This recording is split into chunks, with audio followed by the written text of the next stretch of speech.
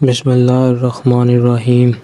حضور صلی اللہ علیہ وآلہ وسلم نے ایک بار وضو کے بعد موزہ پہننے کا ارادہ فرمایا، لیکن دیکھا کہ اچانک آپ صلی اللہ علیہ وآلہ وسلم کا موزہ ایک عقاب اڑا کر لے گیا۔ آپ صلی اللہ علیہ وآلہ وسلم یہ ماجرا دیکھ کر حیران ہوئے۔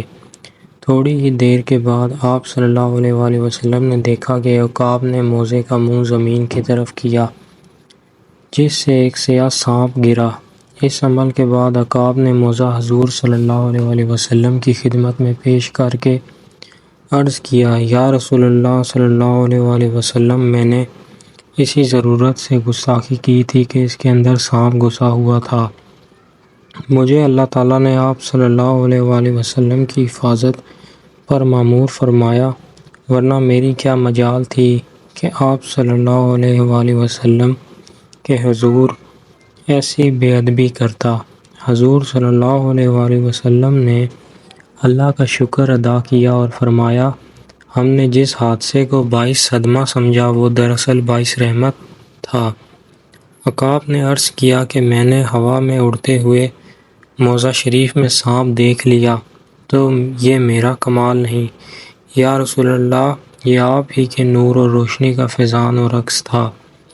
حضور صلی اللہ علیہ وآلہ وسلم کی بارگاہ اقدس میں ایک کافرہ عورت بچہ اٹھائے بغرض آزمائش اور امتحان حاضر ہوئی، لیکن اللہ تعالیٰ کے حکم سے اس کی گود میں 2 ماہ کا دودھ پیتا بچہ بولنے لگا اور کہا، یا رسول اللہ صلی اللہ علیہ وآلہ وسلم، السلام علیکم، ہم آپ صلی اللہ علیہ وآلہ وسلم کی خدمت اقدس میں حاضر ہیں۔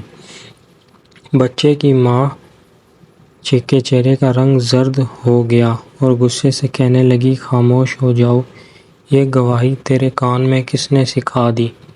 بچے نے کہا، اے میری ماں، تو میں اپنے سر کے اوپر تو دیکھ، تیرے سر کے اوپر حضرت جبرائیل علیہ السلام کھڑے ہیں، مثل بدر کامل کہ وہ مجھے نظر آ رہے ہیں۔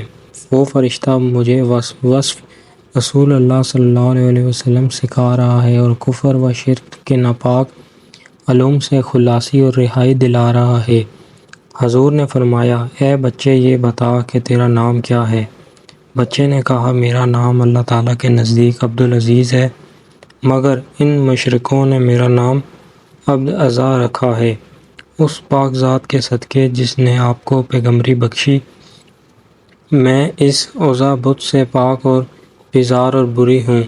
حضور نے جب مسجد نبوی بنائی تو اس میں ممبر نہیں تھا۔ مسجد کے اندر کھجور کا ایک تنا تھا، اس کے ساتھ ٹیک لگا کر آپ صلی اللہ علیہ وآلہ وسلم خطبہ دیا کرتے تھے۔ کچھ عرصے کے بعد ایک صحابی حضرت تمیم داری رضی اللہ تعالیٰ عنہ نے عرض کیا، یا رسول اللہ، اگر اجازت دیں تو ایک ممبر بنا لیا جائے۔ آپ صلی اللہ علیہ وآلہ وسلم نے اجازت دے دی، چنانچہ ایک ممبر بنا لیا گیا۔ اگلی دفعہ جب خطبہ دینے کا وقت آیا تو آپ صلی اللہ علیہ وآلہ وسلم ممبر پر کھڑے ہو گئے اور خطبہ دینا شروع کر دیا۔ تھوڑی دیر کے بعد کھجور اس کے تنے میں سے ایک طرح رونے کی آواز آنے لگی، جیسے کوئی بچہ بلک بلک کر روتا ہے۔ سب لوگوں نے حیران ہو کر اس تنے کو دیکھا۔ حضور اکرم صلی اللہ علیہ وآلہ وسلم اس ممبر سے نیچے اترے اور کھجور کے تنے کے قریب گئے، اس کے اوپر دست شفقت رکھا اور اس کو دلاسا دلایا۔